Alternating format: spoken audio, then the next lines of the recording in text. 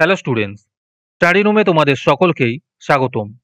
আজকের ক্লাসে আমরা ক্লাস 7-এর রায় ও মার্টিন 2024 প্রশ্নবিদ্যার ভূগোলের ফার্স্ট ইউনিট টেস্টের 3 নম্বর স্কুলের প্রশ্নোত্তরগুলি করব। ভূগোলের আগের স্কুলের প্রশ্নোত্তরগুলি তোমরা যদি দেখে না থাকো তাহলে অবশ্যই আমাদের চ্যানেলে গিয়ে দেখে নিও। নিচে ডিসক্রিপশনে লিঙ্ক আমি দিয়ে রাখলাম।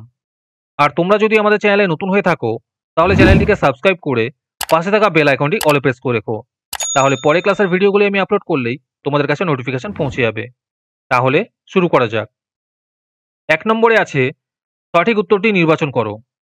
1 নম্বর প্রশ্ন হলো, কোনো বস্তুকে প্রতি সেকেন্ডে কত কিলোমিটার গতির উপর দিয়ে ছোটাতে পারলে সেটি আর নিচের দিকে না পড়ে মহাশূন্যে পৃথিবীর চারিদিকে ঘুরতে থাকবে?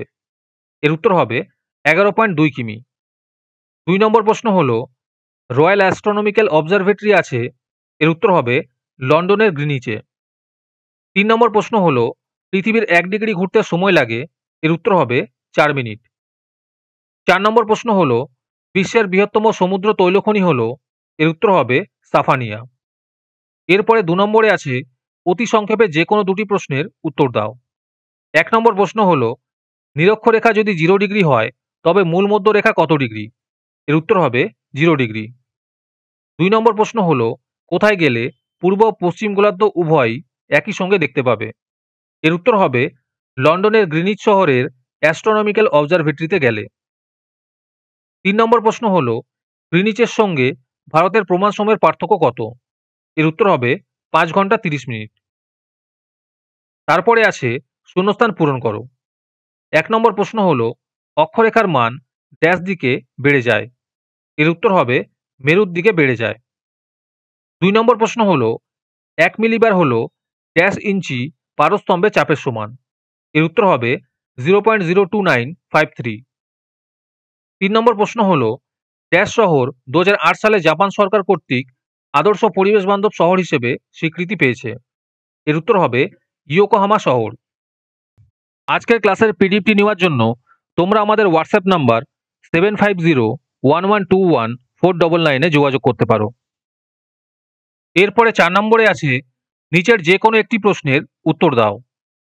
এই প্রশ্ন উত্তরগুলি আমি তোমাদের দেখিয়ে দিচ্ছি, তোমরা দেখে নোট ডাউন করে নিও অথবা আমাদের কাছ থেকে পিডিএফ নিতে পারো। 1 নম্বর প্রশ্ন হলো, অধিবর্ষ কি? আর এর সাথে আছে 2023 সাল কি অধিবর্ষ হবে? 2 নম্বর প্রশ্ন হলো, সমচাপ রেখা বলতে কি বোঝো? আর এর সাথে আছে বায়ুর চাপ মাপার একক কি?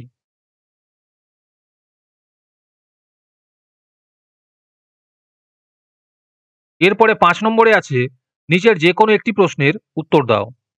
1 নম্বর প্রশ্ন হলো, ইয়াংসি নদী অববাহিকার অর্থনৈতিক সমৃদ্ধির কারণ কি?